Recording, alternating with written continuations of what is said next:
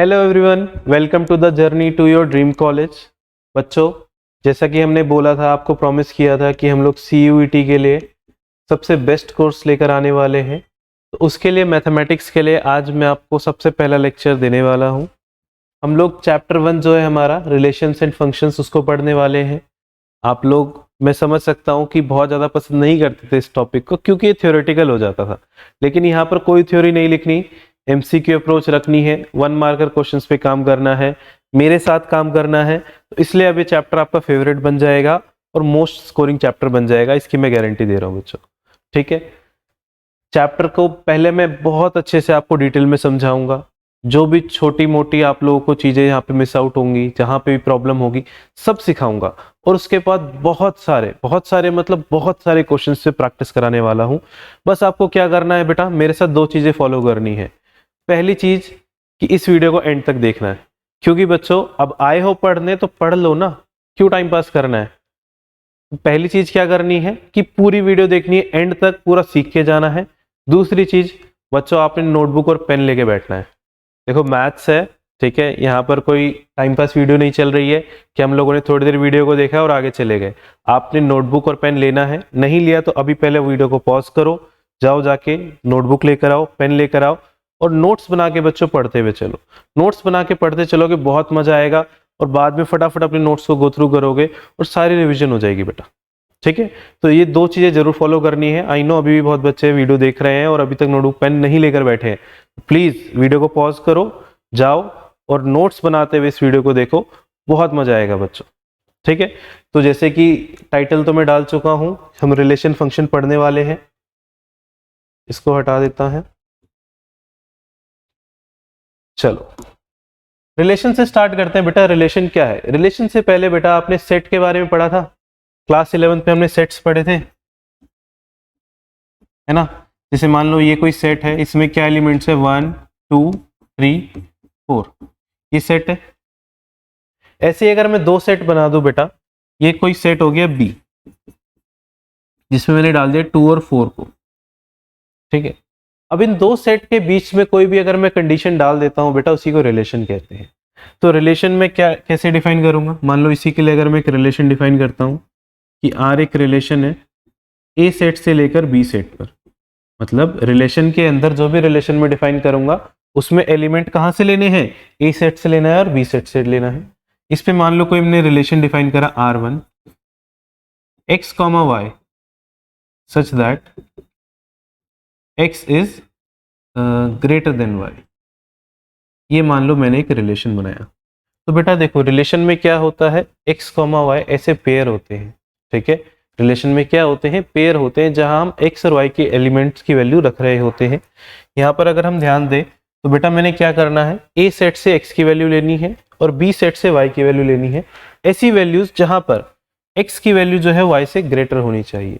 तो बेटा देखो, अगर मैं x की वैल्यू 1 लेता हूं, क्या मुझे ये किससे ग्रेटर है? नहीं है।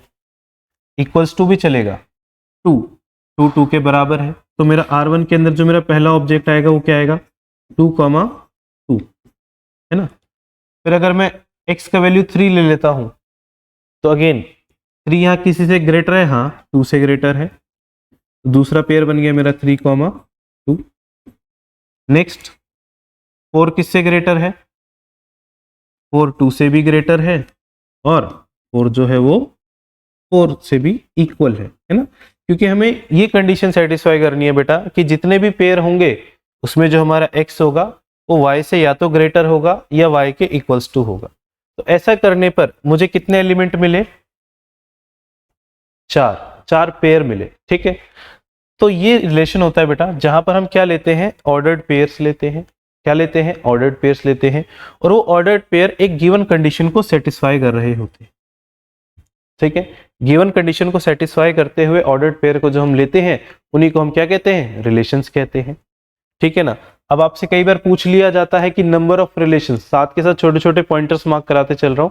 नंबर ऑफ रिलेशंस अगर आपसे पूछ लिया जाए, तो थोड़ा सा पेन का कलर चेंज कर लेते हैं। तो सबसे पहले मान लेते हैं कि number of element in set A, इसे हम लोग m रख लेते हैं, चलो। और number of element in set B को हम लोग n रख लेते हैं। मतलब जैसे यहाँ पर इसमें कितने एलिमेंट हैं, 4, तो यहाँ पर मैं लिखूंगा number of element in set A कितने हैं, 4, और number of element in set B कितने हैं, 2। तो यहाँ पर बच्चों अगर आपसे पूछा जाए नंबर ऑफ रिलेशंस,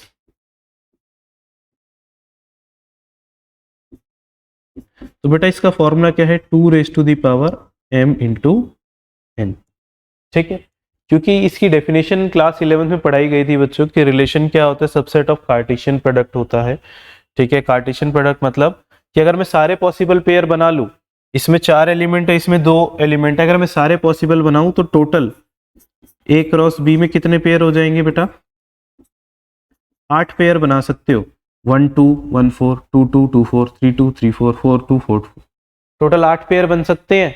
और अगर मैं पूछूं बताओ कितने रिलेशन बन सकते हैं, number of relations from A to B, तो अभी हमने फॉर्मूला पढ़ा बच्चों, नंबर ऑफ रिलेशन का फॉर्मूला क्या है, 2 m इंटू n।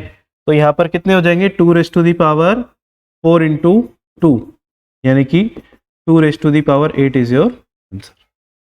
क्लियर हो गया बच्चों, रिलेशन समझ में आ गया। वहां पर क्या होगा बच्चे, 2 सेट होंगे, है ना, 2 सेट देने के बाद आपको क्या देंगे, कंडीशन देंगे, उस कंडीशन को देने के बाद आपसे बोलेंगे कि पेयर बना के दो, पेयर बना दोगे आप, बहुत इजी है। ठीक है, दूसरा आपसे क्या पूछ सकते हैं कि टोटल नंबर ऑफ रिलेशंस बताओ, मतलब जैसे मैंने एक रिलेशन लिख दिया कि x is greater than y, ऐसे में कोई और कंडीशन भी दे सकता हूं कि y greater than x, x equals to y, अलग अलग कंडीशन देते जाऊंगा, अलग अलग ऑर्डर पेयर मिलते जाएंगे। लेकिन हमसे पूछा क्या है, हमसे पूछा है यहाँ पर total possible number of relations. अगर वो हमसे पूछा जाए तो उसका हमारा क्या फॉर्मूला होता है, 2 m इंटू n। यहाँ पर m क्या होता है हमारे पास, m होता है number of element in set a, और n क्या लेना है हमें, number of element in set b। ठीक है, पहला टॉपिक क्लियर हो गया बच्चों कि रिलेशन क्या होता है। अब चलते हैं काम की चीज पर। काम की चीज क्या है, टाइप्स ऑफ रिलेशंस।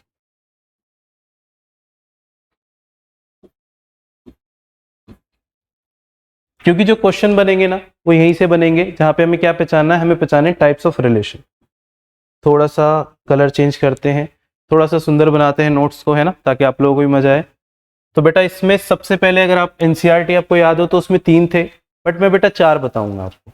ठीक है, पहला आपको ये भी करना है, क्योंकि कई बार जब एमसीक्यू क्वेश्चन बनते हैं ना तो कई बार आप उसमें नए वर्ड देख लेते हो और कंफ्यूज हो जाते हो, जो नहीं होना है। इसलिए मैं आपको एक्स्ट्रा चीजें ज्यादा बता के चलूंगा, मतलब जो बेसिक आपको पता है उस पर मैं बहुत ज्यादा ध्यान नहीं दूंगा, बट जो चीजें आपको नहीं पता बेटा, जहां आप लोग अपने नंबर कटवाते हो, वो चीजें मैं आपको सबसे अच्छे यहाँ पे गाइड करूंगा। सबसे पहले बेटा हम पढ़ेंगे आइडेंटिटी रिलेशन क्या होता है।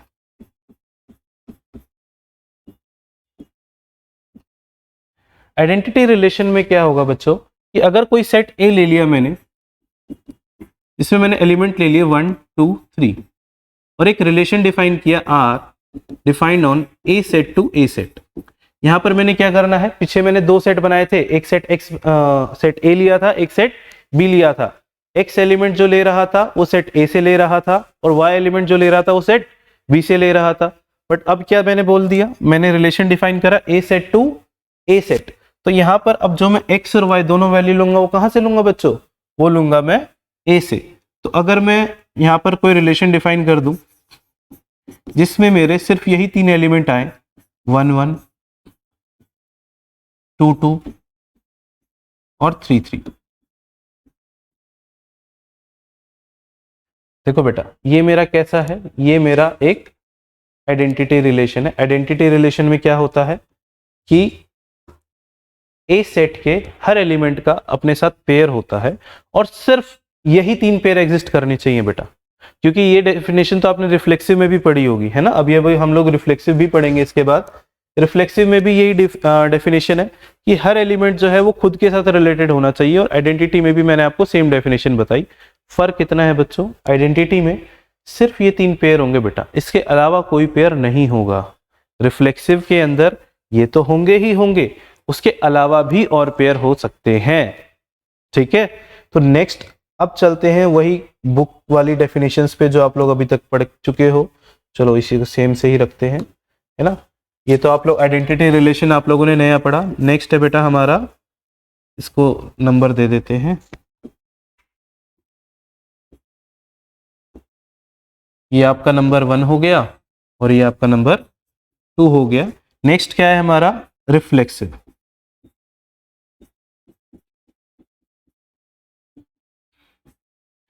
रिफ्लेक्सिव क्या है, याद है ना, अभी थोड़े दिन हुए हैं, पेपर देके भूल तो नहीं गए रिफ्लेक्सिव रिलेशन क्या होता है? हाँ चलो, नहीं याद है तो कोई बात नहीं, मैं बता दूंगा, मुझे पता है ज्यादातर बच्चे तो भूल गए होंगे, मैथ से तो पीछे छुड़ाना चाहते हो तुम लोग, है ना। रिफ्लेक्सिव रिलेशन क्या है बेटा, कि इसमें कहता है कि हर ए के लिए, ये है for all a belongs to, एक second, for all a belongs to set a set के हर एलिमेंट के लिए ए कॉमा ए बिलोंग करना चाहिए। मतलब कोई भी सेट के अंदर हर एलिमेंट का खुद के साथ रिलेशन होना चाहिए, ठीक है। जैसे फॉर एग्जाम्पल,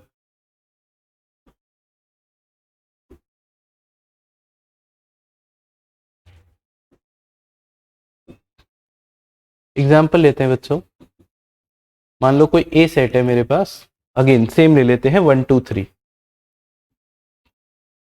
तो इसमें अभी हमने जो रिलेशन लिखा R1, इसमें हम ले लेते हैं 1 1 1 2 और 1 3, ठीक है। एक R2 ले लेते हैं 1 1 2 2 3 3, और एक नया रिलेशन ले लेते हैं R3 1 1 2 2 3 3 और 1 3 और 3 1। अब चेक करना है कि क्या ये रिफ्लेक्सिव है या नहीं है, ठीक है। रिफ्लेक्सिव क्या कहता है बेटा, ए सेट के हर एलिमेंट के लिए ए कॉमा ए होना चाहिए। मतलब यहां पर अगर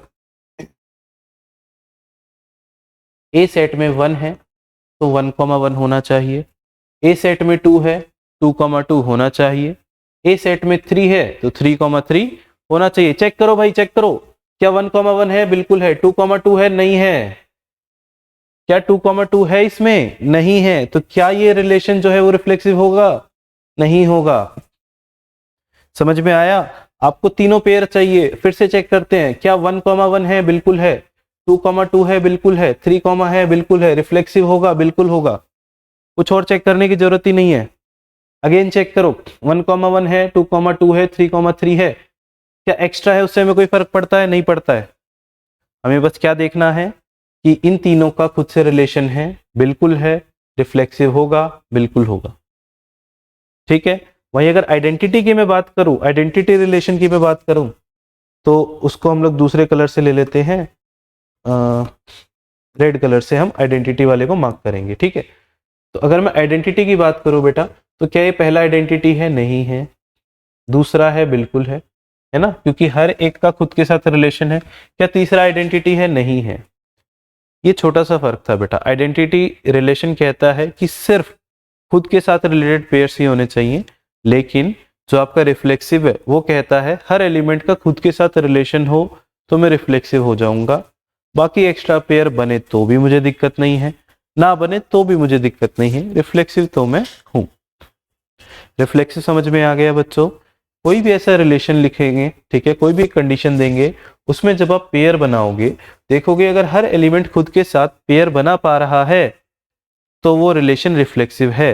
अगर वो खुद के साथ पेयर नहीं बना पा रहा तो वो रिफ्लेक्सिव रिलेशन नहीं है। समझ में आया? आई होप समझ में आया होगा। नहीं आया तो दोबारा देख लेना वीडियो, समझ आ जाएगा बेटा। इतने अच्छे एग्जाम्पल से समझाया, आना ही चाहिए। नेक्स्ट आते हैं भाई, थर्ड, रिफ्लेक्सिव हो गया। नेक्स्ट है बेटा हमारा सिमेट्रिक रिलेशन।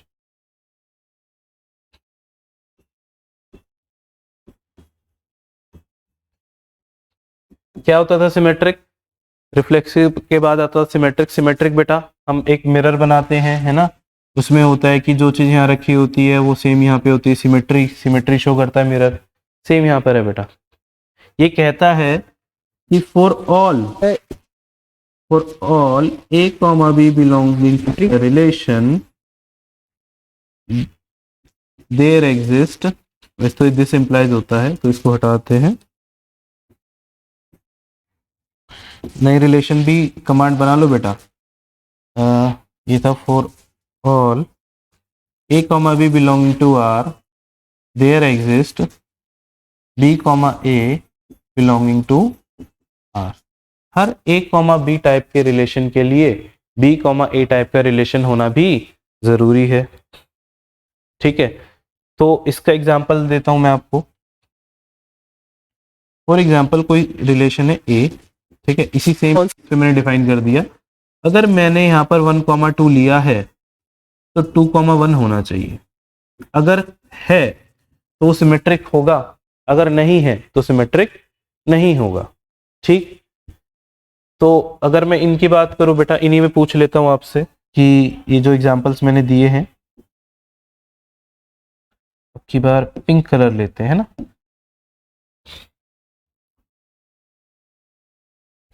क्या ये जो रिलेशन है ये सिमेट्रिक है? बिल्कुल है बेटा। 1,1 का जो रिफ्लेक्सिव सिमेट्री बनेगा वो फिर से 1,1 बनेगा। ये कहता है कि a कॉमा बी के लिए b कॉमा ए, तो 1,1 के लिए अगर मैं इसे a ले रहा हूं, इसे b ले रहा हूं, तो जब मैं b और a लूंगा तो दोबारा मुझे क्या मिलेगा? 1,1 सेम मिलेगा। 1,1 है, कोई दिक्कत नहीं है। अगर सेम बन रहा है ना बेटा, वो दो बार कभी नहीं मिलेगा, वो एक ही बार होता है। ये सेट की डेफिनेशन होती है कि कोई एलिमेंट रिपीट नहीं होगा, आपको उसी को कंसीडर करना पड़ेगा। तो क्या ये सिमेट्रिक है? Answer is yes. क्या ये सिमेट्रिक है? ओ सॉरी, क्या ये सिमेट्रिक है? क्या 1,2 के साथ 2,1 है? नहीं है, तो ये सिमेट्रिक नहीं है। क्या 1,3 के लिए 3,1 है? नहीं है। अगर एक भी फॉल्स एग्जाम्पल आपने ढूंढ लिया तो वो चीज जो है वो फॉल्स हो जाएगी बेटा। यहाँ पर ऐसे ही होता है, कहते हैं ना, अगर आप 10 चीजें सही करते हो और एक गलती कर देते हो तो दुनिया हमेशा उसी को देखती है। ऐसा ही होता है। वो नहीं देखेंगे आपने 10 काम क्या अच्छा करा, वो हमेशा ये देखेंगे कि आपने क्या एक काम गलत करा और उस पर आपको पॉइंट आउट करके आपको गलत साबित कर देंगे। सेम होता है बेटा इसके लिए। जब भी हम रिफ्लेक्सिव सिमेट्रिक ट्रांजिटिव देखते हैं, भले ही 20 एग्जाम्पल दे दो जहां पर वो सही है, एक एग्जाम्पल मिल गया कि सिमेट्रिक नहीं हो रहा तो पूरा रिलेशन सिमेट्रिक नहीं होगा, वो पूरा रिलेशन ट्रांजिटिव नहीं होगा, वो पूरा रिलेशन जो है वो रिफ्लेक्सिव नहीं होगा। ठीक है बेटा, समाज में जो हम सीखते हैं वो मैथ्स में भी अप्लाई होता है, समझ गए? चलो, क्या यहाँ पर हर किसी का अपना एक सिमेट्री इमेज है? बिल्कुल है, तो ये सिमेट्रिक होगा बच्चों। ट्रांजिटिव, अच्छा ट्रांजिटिव पे नहीं आ रहे, सिमेट्री के ही तीसरा एग्जांपल ले रहे हैं। ये तीनों तो हैं। 1,3 की क्या होगी सिमेट्रिक इमेज? 3,1 है क्या? बिल्कुल है, तो ये सिमेट्रिक होगा क्या? बिल्कुल होगा। समझ आ गया? रिफ्लेक्सिव पढ़ लिया हमने, सिमेट्रिक पढ़ लिया, नेक्स्ट पढ़ते हैं ट्रांजिटिव।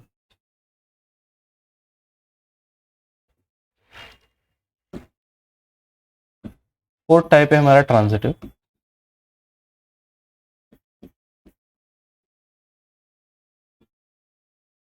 ट्रांजिटिव में कहता है कि if A comma B belongs to R, अगर ए कॉमा बी रिलेशन को सेटिस्फाई कर रहा है, बी कॉमा सी रिलेशन को सेटिस्फाई कर रहा है, तो ए कॉमा सी भी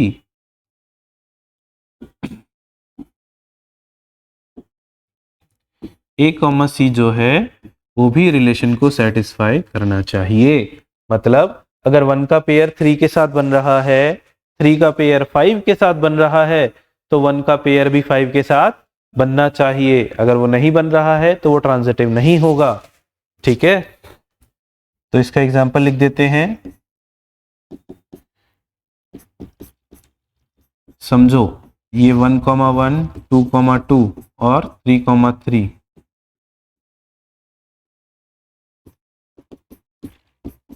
1,1, 1,2, 2,3 और 1,3।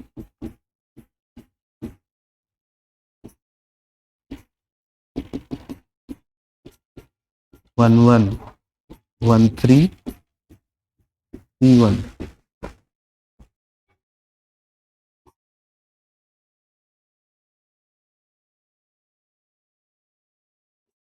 1 1 1 3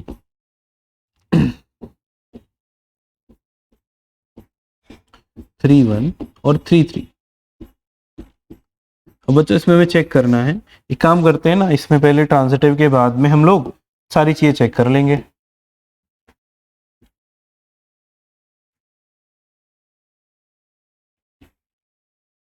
और यहाँ से हमारा पूरा टॉपिक तैयार हो जाएगा, है ना। पहले हम लोग क्या करेंगे, पहले हम लोग ट्रांजिटिव चेक करेंगे बेटा, ठीक है। अब बहुत ध्यान देना बेटा, क्योंकि यही गड़बड़ होती है। सबसे पहले हम लोग क्या चेक कर रहे हैं, ट्रांजिटिव चेक कर रहे हैं। ट्रांजिटिव कहता है कि भाई ए का बी के साथ रिलेशन है, बी का सी के साथ रिलेशन है, तो क्या ए का सी के साथ भी रिलेशन है, और इस सारे पेयर के लिए चेक करना पड़ेगा बेटा। दिक्कत ये होती है कि हम एक या दो पेयर के लिए चेक कर लेते हैं और हम सोचते हैं इसको जज कर लेते हैं। मैंने बताया ये समाज की तरह है बेटा, अगर 10 सही हो गए, एक 11वीं गलती हो गई, तो आप किस कैटेगरी में माने जाओगे, गलत कैटेगरी में। सेम यही है बेटा, अगर आपके 9 पेयर सेटिस्फाई हो गए लेकिन एक 10वां पेयर आपने ढूंढ लिया जहां पर इक्विवेलेंस नहीं है, तो ये इक्विवेलेंस नहीं होगा। जहां ये ट्रांजिटिव नहीं है तो ये ट्रांजिटिव नहीं होगा। तो हमें एक पड़ोस वाली आंटी की तरह बनना है बेटा, हमें यहाँ पर सही नहीं ढूंढना, हमें गलतियां ढूंढनी है, ठीक है। हमें क्या करना है, ढूंढना है कि क्या ये ट्रांजिटिव नहीं हो सकता। एक भी गलती मिल गई, करेक्ट, क्रॉस मार देंगे, ठीक है। नहीं ढूंढ पाए तो बाय चांस तो यार उससे अच्छा बोलना ही पड़ेगा ना। अब प्रूफ नहीं है तो गलत कैसे साबित करोगे, सही बात है ना। तो गलत साबित करने के लिए प्रूफ चाहिए भाई। देखो ये ए है, ठीक है, और ये बी है। अब बी का सी के साथ तो पेयर है ही नहीं, तो ए कॉमा सी एग्जिस्ट कर रहा है कि नहीं कर रहा, बता ही नहीं सकते, तो आपके पास प्रूफ नहीं है। 2,2 3,3, यहां बेटा देखो हमेशा ए और बी तो बन जाएगा, बी कॉमा सी बन ही नहीं पा रहा। ए कॉमा बी तो बन गया, बी कॉमा सी बन ही नहीं पा रहा। क्या करें, ट्रांजिटिव नहीं है क्या, बिल्कुल है। कैसे, फिर सुनो बेटा, अगर ट्रांजिटिव नहीं है, अगर आप कह रहे हो ट्रांजिटिव नहीं है तो प्रूफ दो। प्रूफ कैसे दोगे, प्रूफ आप ऐसे दोगे कि सर देखो 1,1 है, बिल्कुल है बेटा। 1,3 है, बिल्कुल है बेटा। आप फिर तीसरा पेयर क्या ढूंढोगे, 1,3, मैं कहूंगा है तो सही, गलत हो गया। आपको ढूंढने पड़ेंगे ऐसे पेयर। मान लो यहां पर अगर मैंने ले लिया 2 और यहां ले लिया 2, अब आप मेरे को इधर भी ले लेते 2। अब देखो, अब आप क्या एग्जांपल लोगे कि सर देखो ए कॉमा बी हो गया, बी कॉमा सी हो गया, सर ए कॉमा सी तो है ही नहीं, 1,3 तो है ही नहीं, तब आप इसे ट्रांजिटिव को गलत प्रूव कर सकते हो। गलत प्रूव करने के लिए ए कॉमा बी भी लेकर आना पड़ेगा, बी कॉमा सी भी लेकर आना पड़ेगा और दिखाना पड़ेगा देखो ए कॉमा सी नहीं है। अगर ए कॉमा सी नहीं ढूंढ पा रहे तो ट्रांजिटिव नहीं होगा। अगर इतना सब कहानी आप बना ही नहीं पा रहे हो तो बाय डिफॉल्ट वो ट्रांजिटिव है। जैसे यहां पर देखो 1,1 1,2, देखो 1 ये ए ले लेते हैं, ये बी ले लेते हैं, ये बी और सी हो गया। क्या 1,3 है। और कोई एग्जांपल लेकर देखो, 2 का 3 के साथ पेयर, 3 का और कोई पेयर ही नहीं है। 1 का 3 के साथ पेयर, 3 का किसी के साथ पेयर ही नहीं है। तो ये भी क्या है, ये ट्रांजिटिव है, ठीक है। इसको चेक करते हैं ये ट्रांजिटिव है या नहीं है। 1,1 देखो 1,3 का पेयर 3,1 से बन गया, है ना।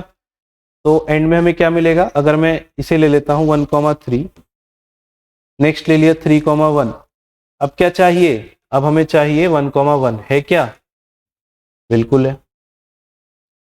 ट्रांजिटिव होगा क्या, होगा। गलती मिली, सही सोच रहे हो, ट्रांजिटिव नहीं होगा। अब बताऊं कैसे, देखो ध्यान से। आपने ये तो एग्जांपल ले लिया, आपने 1,3 3,1, अगर मैं इसको उल्टा लेता हूं, मान लो मैंने पहले ले लिया 3,1, तो ये हो गया ए, ये हो गया बी। अब इसका दूसरा पेयर क्या बनेगा, 1,3, तो ये हो गया बी, ये हो गया सी। तो ए कॉमा सी क्या बनेगा, 3,3। क्या 3,3 है हमारे पास, क्या 3,3 है, बिल्कुल नहीं है। 3,3 हमारे पास नहीं है, इसलिए ट्रांजिटिव नहीं है। इसका एक मैंने फोर्थ एग्जांपल लिया था, यहां पर 3,3 है, तो ये ट्रांजिटिव होगा। ठीक है बेटा, तो मैंने आपको क्या सिखाया, मैंने आपको चारों टाइप सिखाया। एक बार मैं आपको फटाफट से इसको समराइज कर देता हूं। मैंने टाइप्स ऑफ रिलेशन में आपको क्या सिखाया, फर्स्ट आपको सिखाया आइडेंटिटी रिलेशन। आइडेंटिटी रिलेशन में क्या था, आइडेंटिटी रिलेशन में क्या था बच्चों, आइडेंटिटी रिलेशन में हर एलिमेंट का खुद के साथ पेयर होना चाहिए और सिर्फ उतना ही होना चाहिए, एक्स्ट्रा एलिमेंट्स नहीं चलेंगे, कम एलिमेंट्स भी नहीं चलेंगे, हर एलिमेंट का खुद के साथ पेयर होना चाहिए। फिर हमने पढ़ा रिफ्लेक्सिव के बारे में।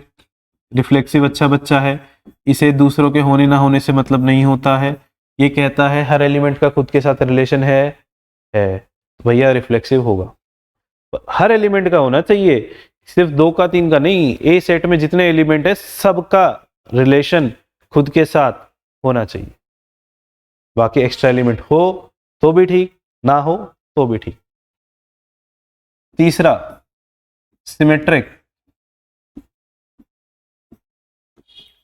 सिमेट्रिक में क्या था, ये सबस की बात नहीं करता, ये सिर्फ इतना पूछेगा कि जितने ए कॉमा बी हैं क्या सबके लिए बी कॉमा ए दोबारा एग्जिस्ट कर रहा है, क्या हर एलिमेंट की खुद की सिमेट्री एग्जिस्ट कर रही है, क्या 1,4 है तो 4,1 है, बस ये इतना पूछेगा, सिमेट्रिक हो जाएगा।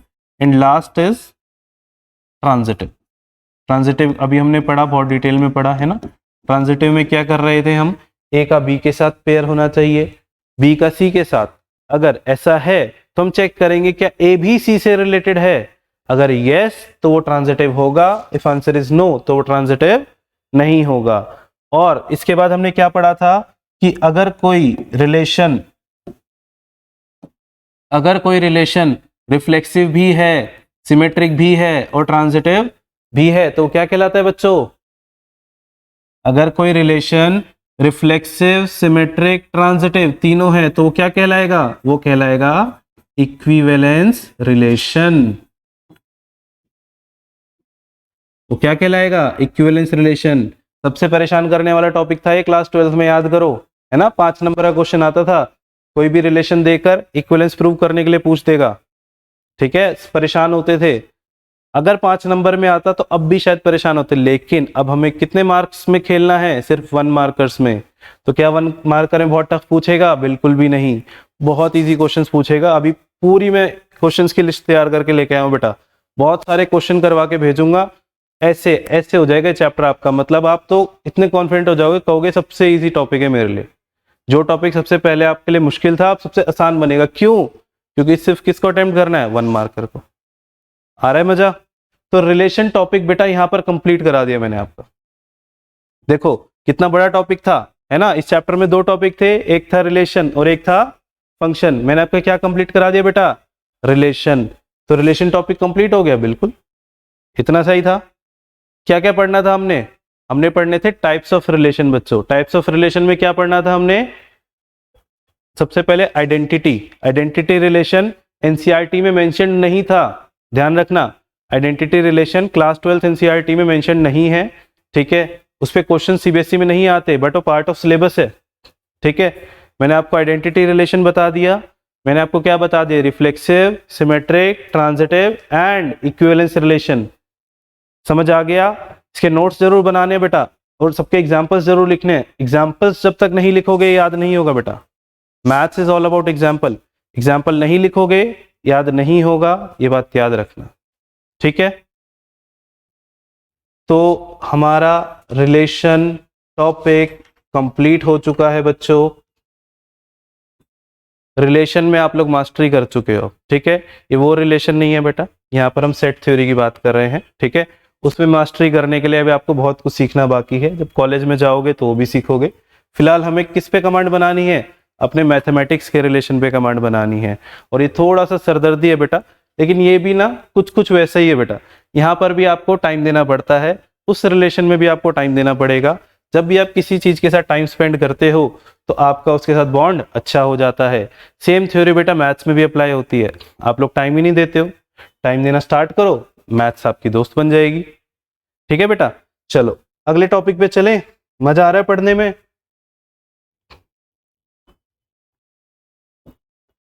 चलो 30 सेकेंड्स का ब्रेक लेते हैं, ठीक है। मैं नहीं ले रहा, ब्रेक आपको लेना है। वीडियो पॉज करो, आराम से डीप ब्रेथ लो, ठीक है, क्योंकि अब बिल्कुल नया टॉपिक, बिल्कुल नई एनर्जी के साथ पढ़ना है। ठीक है, चलो मैं भी छोटा सा ड्रिंक्स ब्रेक ले लेता हूँ, पानी पी लेता हूँ, फिर हम लोग फंक्शंस पढ़ना चालू करेंगे, है ना।